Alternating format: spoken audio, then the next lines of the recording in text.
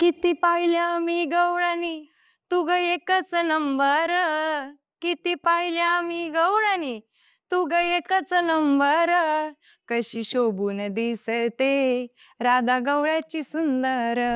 आता तू भजन म्हणतेस, गवळणी म्हणतेस, तर भजनाचे काही नियम आहेत का? मग एक्सपिरियन्स म्हणायचा गेला तर काहीच नाही, म्हणजे मला असं हेजिटेशन काहीच फील होत नाही जेंट्स डब्यामध्ये जायला, कारण मी काही चुकीचं काम करत नाही. आता जर कॉलेजला जाताना म्हणजे कुठे जात असेल ना मी, रस्त्यामध्ये 10-15 जण तर नक्कीच भेटत. अहो तुम्ही तेच ना? हा मीच तेव्हा मला तुझा ऑटोग्राफ मिळेल का? मी म्हटलं माझं ऑटोग्राफ. मला ना ते खूप हसायला आलं.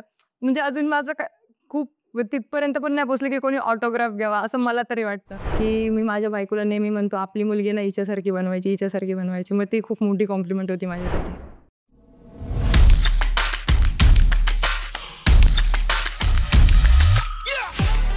हाय, हॅलो, नमस्कार. गप्पा टप्पाच्या नवीन भागात आज आपण भेटणार आहोत सानिका कंसे यांना. त्यांना तुम्ही बऱ्याच ठिकाणी भजन म्हणताना बघितलं असेल, तर आज आपण त्यांच्याकडून त्यांच्या आतापर्यंतच्या प्रवासाबद्दल आणि भजनाबद्दल बऱ्याच गोष्टी जाणून घेणार आहोत. हाय सानिका, कशी आहेस? रामकृष्ण हरी. मी मजेत एकदम. तुझं या पॉडकास्टमध्ये मनापासून स्वागत आहे. तर तुला भजनाची आवड कशी निर्माण झाली? भजनाची आवड म्हणायची तर लहानपणापासून म्हणजे बघत आले, घरामध्ये पण सगळे संप्रदायामध्येच आहेत, भक्ती मार्गामध्ये आहेत सगळे. आणि पण तसं माझं लहानपण मुंबईमध्ये गेलं, त्याच्यामुळे एवढं काही इंटरॅक्शन होत नव्हतं या गोष्टींसोबत. पण जेव्हा गावाला जायचे तेव्हा माझे भाऊ अक्षय आणि आदेश कंसे हे दोघं पण गाथा शिवशौर्याची हे महानाट्य आहे. 3.5 तासाचा स्टेज शो असतो आमचा. त्याच्यामध्ये मी बाल शिवाजीची भूमिका निभावली होती. अरे वा. आणि मग लहानपणापासूनच हे सगळं, दादा रायटर आहे माझा, डिरेक्टर आहे, त्याने शॉर्ट फिल्म काढलेली आहे, तेव्हापासूनच मग ही सगळी आवड तयार झाली. ओके. असं आणि मग हे ट्रेनमध्ये भजन म्हणण्याची सुरुवात कधीपासून झाली? ऑलमोस्ट 1 वर्ष झाला. मी FYला होते. त्याच्या आधी माझं शिक्षण कल्याणमध्येच झालं, 12th पर्यंत कल्याणमध्ये. मग ट्रेनचा काही संबंध येत नसायचा आणि FYला मी ॲडमिशन घेतलं घाटकोपरला. ओके. रामनिरंजन झुंझुनवाला कॉलेज आहे, स्टेशनच्या बाहेरच आहे, ते समोरच दिसतं ते. अच्छा. तर तिथे मी FYला ॲडमिशन घेतलं आणि मग ट्रेनशी संबंध आणि फर्स्ट टाईम ट्रेनमध्ये जायचं. आणि मग मी पहिले लेडीज कोचमध्ये जायचे, त्याच्यानंतर कधीतरी असं ट्रेन मिस झाली का मग जेंट्समध्ये जायचे. मग ते असं आधीपासून ऐकलं होतं की अरे डब्यामध्ये, ट्रेनच्या डब्यामध्ये सुद्धा भजन होतं. पण असं कधी बघितलं नव्हतं, अनुभवलं नव्हतं. मग एक दिवशी ट्रेन मिस होणार होती, मग मी लेडीजच्या ऐवजी जेंट्स कंपार्टमेंटमध्ये गेले. म्हणजे जनरल कंपार्टमेंटमध्ये, कारण कमेंट्समध्ये खूप येतं की अरे जेंट्समध्ये ते जेंट्स कंपार्टमेंट नाही, तो जनरल कंपार्टमेंट आहे. तर मग मी त्या कंपार्टमेंटमध्ये गेले आणि बघितलं की भजन होतंय तिथे. आणि मग मी बसायचे, त्यांच्यासोबत जाऊन बसायचे. परत त्यांच्या मागे पण बोलायचे, कोरस द्यायचे. आणि मग त्यांनी नोटीस केलं की अरे ही मुलगी येते, आपल्यामध्ये रमतीये, मग हिला आपण चान्स देऊया एकदा बोलायला, हिला आवड दिसते बोलायची. तर मग मला म्हटले तू घे एकदा, एखादी गवळण घे, एखादा अभंग घे. आणि मला माझं स्टेशन पण जवळ आलं होतं, मी घाटकोपरला होतं, ते विक्रोळी आलं होतं. तर मी म्हटलं नाही आता मी घेत नाही, मला याला लेट झालंय, ठीक आहे. आणि मी घाबरले होते, यांनी डायरेक्ट विचारलं ना मला, आणि यांच्याशी कधी असं बोलणंच झालं नव्हतं. फक्त मी जाऊन बघायचे, गायचे त्यांच्या मागे. आणि मग त्यांनी डायरेक्ट विचारलं की अरे तू गा म्हणून. मग मी जरा घाबरले, म्हटलं नको नको. बोलतो अरे तू घे, आम्ही आहे ना मागे, चुकलं तर चुकलं. मग मी घेतलं थोडंसं. तर आणि तो व्हिडिओ एवढा व्हायरल झाला आणि मला माहित पण नव्हतं की तो व्हिडिओ कोणीतरी शूट करते म्हणून. अच्छा. मग आमच्या ग्रुपमध्ये जे होते त्यांनीच तो व्हिडिओ शूट केला. आणि नंतर घरी गेल्यावर मला समजलं की अरे व्हिडिओ एवढा व्हायरल झालाय. मला काहीच माहित नव्हतं. एकदम म्हणजे तो पूर्ण जगापर्यंत पोहोचला, पण माझ्यापर्यंत पोहोचलं नव्हता. नंतर ते समजलं, नंतर माझ्यापर्यंत आलं. मग मी पण शॉक होते की अरे हे काय झालं? मग पप्पांनी मला दाखवलं तो व्हिडिओ की अरे ही तूच आहे का? मी म्हटलं काय पप्पा, तुम्ही ओळखत नाही का मला? मीच आहे ती. म्हटलं आज असं असं झालं, मी गायले. मग तेव्हा असं सगळं तिथून सुरुवात झाली मग पुढे. अच्छा. आता तू म्हणालीस ना, की कमेंट्स येतात, की जेंट्स कंपार्टमेंटमधून वगैरे जे काही आहे. तर तुला तो एक्सपिरियन्स कसा आहे? कारण म्हणजे जेंट्स कंपार्टमेंटमध्ये किंवा जनरल कंपार्टमेंटमधून भजन म्हणणं किंवा आता कसे सगळे जेंट्स आहेत. ओके. आता तू एकटीच मुलगी आहेस, हो. तू भजन म्हणते. तर तो तुझा एक्सपिरियन्स कसा आहे? म्हणजे आपण म्हणतो ना की असं मला अनइझी वाटतच नाही. कारण आधीपासून आहे ना, ते जे लोकं भेटलेत ना मला, एवढे चांगले आहेत, एवढे असं घरच्यांप्रमाणे ट्रीट करतात मला. त्याच्यामुळे असं अनइझी काय वाटत नाही.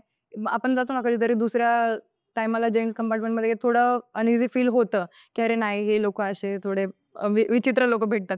पण जेव्हा भजनाच्या ट्रेनमध्ये कोणत्या डब्यामध्ये जाल ना तुम्ही, अजिबात तशी लोक भेटणार नाही. सगळे एकदम चांगले लोक असतात. लेडीज आले तर त्यांना समजून घेतात, त्यांना बसवून देतात. असं असतं ना की काही काही लोक कमेंट करतात की अरे काय हे जागा अडवताय भजनावाले. असं काय नाही जागा अडवणं. जेव्हा लेडीज वगैरे कोणी येतात तेव्हा त्यांना बसवून देतात. आणि जागा अडवणं म्हणजे काय, आता कल्याण गाडी आहे तर कल्याणला जे चढणार ते बसणारच ना, त्याला जागा अडवणं नाही म्हणत. बरोबर. असं सगळं. मग एक्सपिरियन्स म्हणायचा गेला तर काहीच नाही, म्हणजे मला असं हेजिटेशन काहीच फील होत नाही जेंट्स डब्यामध्ये जायला. कारण मी काही चुकीचं काम करत नाही. त्याच्यामुळे हेजिटेशन फील होत नाही. बरोबर. आता जसं जेंट्स डब्यामध्ये असतात, भजनाची मंडळ असतात, भजन म्हणतात, तसं कोणत्या लेडीज डब्यामध्ये असतं का? किंवा असं कोणतं लेडीज मंडळ आहे का? माझे पप्पा बेस्टमध्ये आहेत ना, तर ते त्यांचा मित्र होता. ते एक लेडीज चढली बसमध्ये आणि ती माझे व्हिडिओ बघत होती. तर ते जे कंडक्टर होते माझे पप्पांचा मित्र, तर ते म्हणताय, "अहो ही आहे ना माझ्या मित्राची मुलगी आहे." म्हणजे माझ्या पप्पांना तर ते बोलतात की मला नंबर द्या मग तिचा. ते लेडीज बोलले की "आम्हाला पण खूप आवड आहे भजनाची, आम्ही तिला बोलवू एकदा." मग त्यांची ट्रेन काहीतरी बदलापूर साईडची आहे. पण त्यांचा टायमिंग खूप ऑड आहे जेव्हा मला नाही जमत जायला. मग त्यांनी माझ्या इन्स्पिरेशन घेऊन लेडीज कंपार्टमेंटमध्ये सुद्धा भजन सुरू केले. तेव्हा म्हणजे असं प्रॉपर इन्स्ट्रुमेंट वगैरे नाही, पण त्यांना एक आवड आहे म्हणून त्यांनी जस्ट टाळ किंवा 4-5 लेडीजचा त्यांचा ग्रुप आहे. मला पण ॲक्चुअली माहीत नाही, मी गेले नाही. पण त्यांनी मला फोन केला की "तू ये, आम्ही तुझ्यामुळे सुरू केले. तुझं एवढे सगळे व्हिडिओ बघून. आम्ही तुझ्या गवळणी घेतो. तुझे व्हिडिओ बघून तू जसं बोलते ते आम्ही लिहून घेतो, मग बोलतो." असं सगळं. मग झालंय सुरू. आता मग कधी योग येतोय काय माहिती त्या कंपार्टमेंटमध्ये जायचं, लेडीज कंपार्टमेंटमध्ये. कारण त्या बोलवतात मला खूप. तसं सुरू तर झालेलं आहे. पण अजून आपण एक असं म्हणतो ना प्रॉपर भजन, ते नाही सुरू झालं अजून कोणत्या लेडीज डब्यामध्ये. तुझं खरंच कौतुक आहे. कारण कसं असतं, आवड खूप जणांना असते, पण कोणीतरी सुरुवात करणं गरजेचं असतं. आणि एक सोशल मीडियाचा पण फायदा आहे, की सोशल मीडियाद्वारे ते सगळीकडे पसरलं आणि त्यांना कळलं की तू म्हणतेस. हो. तर आता तुझी एवढी प्रसिद्धी झाली आहे. ओके. तर आता त्यानंतर तुझ्या आयुष्यात काय फरक पडला? फरक तर असं म्हणजे घरून कॉलेजपर्यंत जाताना कोणी काही ओळखत नसायचं. अचानक कोणी नातेवाईक किंवा ओळखीचे असे भेटले तरच ते. आता जर कॉलेजला जाताना म्हणजे कुठे जात असेल ना मी, रस्त्यामध्ये 10-15 जण तर नक्कीच भेटतात. "अहो तुम्ही तेच ना?" म्हणलं, "हां, हां, मीच ती." आणि मग माझ्यासोबत फोटोज काढणार. हां. मग ते एवढे खुश होतात. काही-काही जण तर, दोघं जण तर असे भेटले होते मला, की त्यांनी मला अक्षरशः ते चिक्कूवाली बाई येते ना ती ट्रेनमध्ये, तिच्याकडून चिक्कू घेऊन मला गिफ्ट केलं, की "अरे आम्हाला खूप आनंद झाला तू भेटलास. आता इथे द्यायला काही नाही, मग आम्ही तुला चिक्कू घेऊन देतो." म्हणजे खूप प्रेम करतात लोकं. म्हणजे खूप सपोर्ट पण करतात. टीका करणारे पण भरपूर आहे, पण त्याच्यापेक्षा जास्त सपोर्ट करणारे. सगळ्या प्रकारची लोकं सगळ्या असतातच. प्रकार हो. तुझी आवडती गवळण कोणती? माझी आवडती ओळण भिरभिर गोफण खडा मारीला. अच्छा. तर 2 लाईन. कृष्णान माठ फोडीला, कान्हान माठ फोडीला, भिरभिर गोफण खडा मारीला, बाई ग, भिरभिर गोफण खडा मारीला. एका जनार्दनी गवळण राधा, दया दुधाचा मोचा धंदा. कृष्णान माठ फोडीला,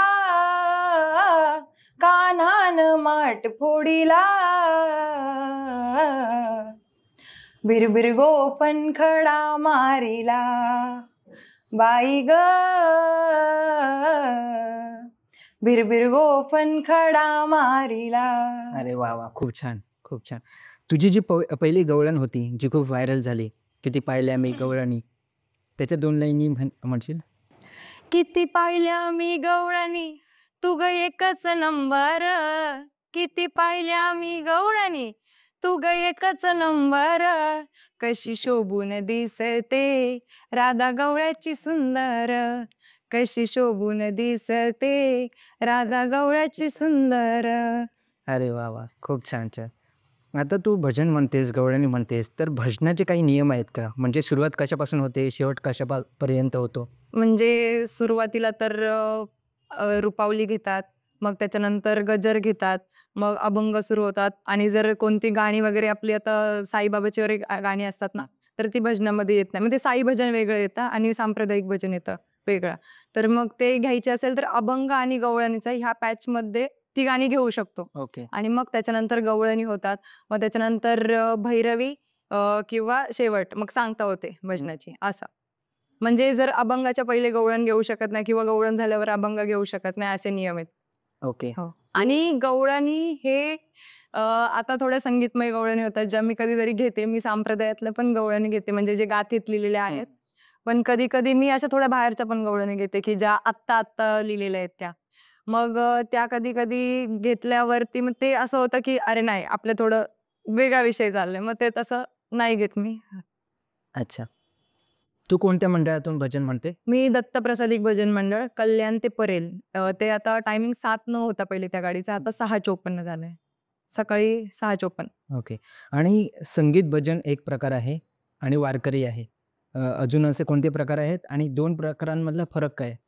म्हणजे हे पूर्ण सांप्रदायिक भजन जे विठू माऊलींनी वगैरे यांचे भजन जे होतात, ते पूर्ण संप्रदायातले भजन येतात. आणि साई भजन म्हणजे जे नवीन-नवीन गाणी येतात ना, साईंची गाणी म्हणजे आता ते नवीन खूप गाणं हिट झालं, "मी निघालो तुम्ही येता का?"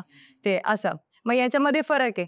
तर हे पूर्ण वारकरी संप्रदाय वेगळा आला. बरोबर. असा फरक आहे त्याच्यामध्ये. ओके. आता ट्रेनमध्ये भजन म्हणतानाचे काही एखादा असा अविस्मरणीय अनुभव तुला सांगायला आवडेल?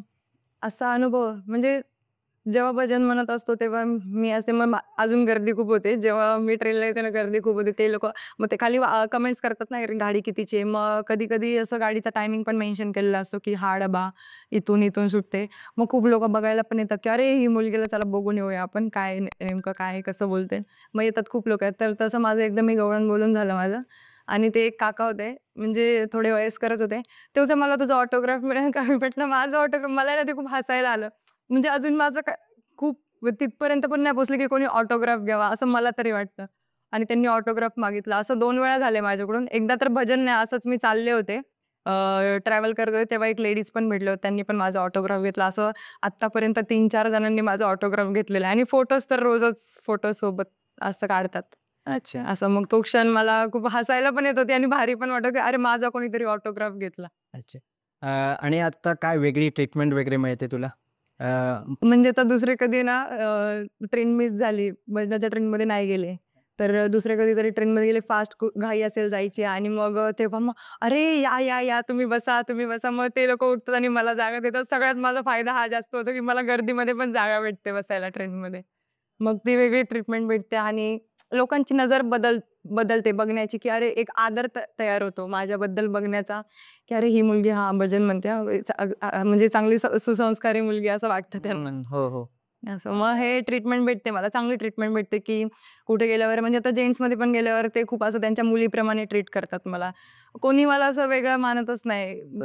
आता स्पर्धेला पण जाते ना मी, फोटोज वगैरे ते तर काही सगळेच काढतात, पण असं आपुलकीने बोलणं, "अरे बाळा ये, बस उठ," असं सगळं मग ते सगळं आपुलकी सगळी.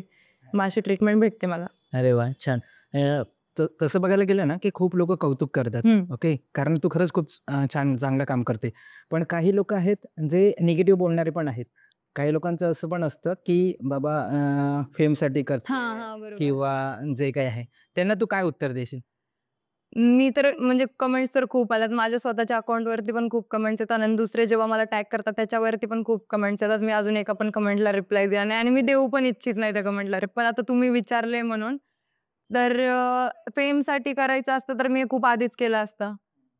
पण आणि फेमसाठी करायचं असतं मला माहीत पण नव्हतं माझा व्हिडिओ एवढा व्हायरल झाला आणि मी पण शॉक नसते झाले ना, की आणि मी तर नाहीच बोलले होते गायला, की नाही माझं काही मी याच्या आधी कधी गायलं नाही. फक्त जाऊन मी भजनामध्ये बसायचे, आनंद घ्यायचे त्याचा. असं स्वतःहून कधी इनिशिएटिव्ह घेऊन गायलं नव्हतं मी.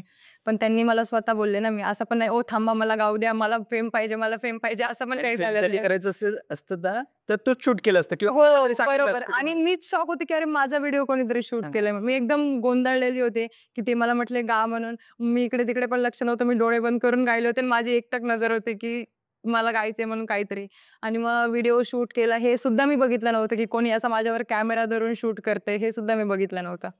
मग त्यावेळेस मी एकदम गोंधळलेली होते, जेव्हा मला पहिल्यांदा गायला सांगितलं होतं तेव्हा.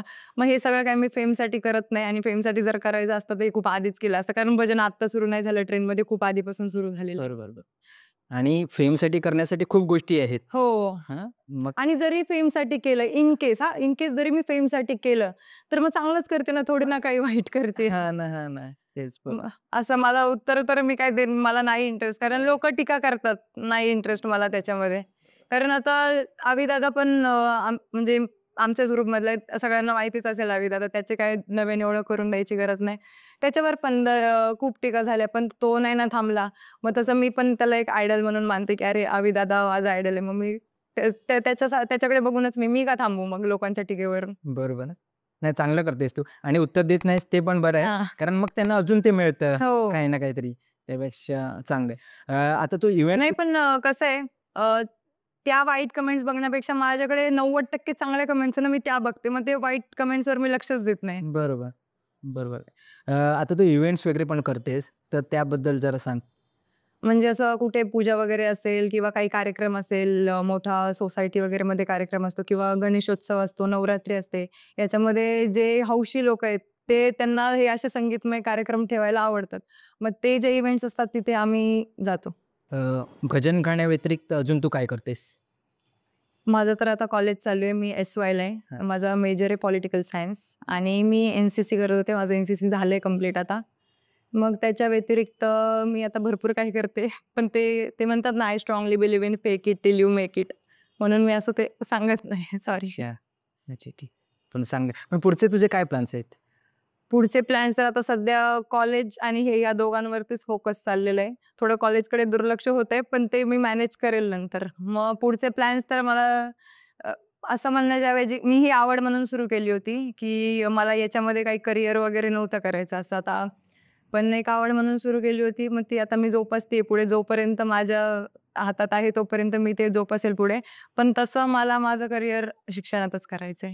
पण असं. शिक्षणात कशामध्ये? लॉ लॉ करायचंय मला. भजनाच्या अशा स्पर्धा वगैरे असतात का? स्पर्धा वगैरे असतात. आता मी दत्तप्रसादिक भजन मंडळमध्ये होते. आता माझं थोडं कॉलेजचं शेड्यूल नाही मला जमत म्हणून मी लेट जाते.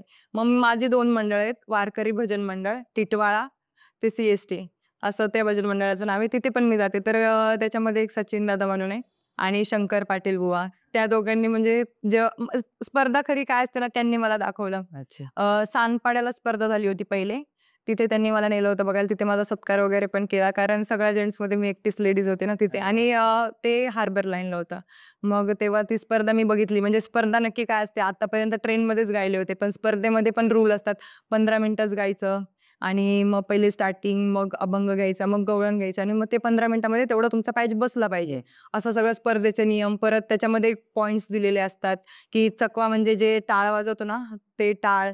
परत सिंगरला एक सिंगरचे पॉइंट वेगळे, रिदम जे वाजवतात ते पॉइंट्स वेगळे. असे वेगवेगळे पॉइंटिंग केलं जातं. मग ते त्याच्यावरतून मग नंबर हे करतात. परत उत्कृष्ट रिदम वादक, चकवा वादक, उत्कृष्ट गायक असे वेगवेगळे नंबर दिले असतात. म्हणजे स्पर्धेमध्ये पण एवढं सगळे ते मला तिथे गेल्यावर समजलं आणि ते पण त्यांच्यामुळे समजलं मला. मग त्याच्यानंतर ती स्पर्धा झाली. त्याच्यानंतर मी मानखुर्दला पण गेले होते. तिथे पण ती स्पर्धा बघितली मी. त्याच्यानंतर ठाण्याची स्पर्धा बघितली, जी आता रिसेंटली झाली कालच. ती ठाण्याची स्पर्धा बघितली मी. तिथे मला म्हणजे त्यांचं चाललं होतं, की अरे मला पण कोरसला बसवायचं कारण ही पण आपल्या मंडळाची सदस्य आहे. पण ते काही कारणामुळे नाही बसवलं मला, की त्यांनी काहीतरी ऑब्जेक्शन घेतलं. ते मला पण नाही माहिती काय सीन झाला तो.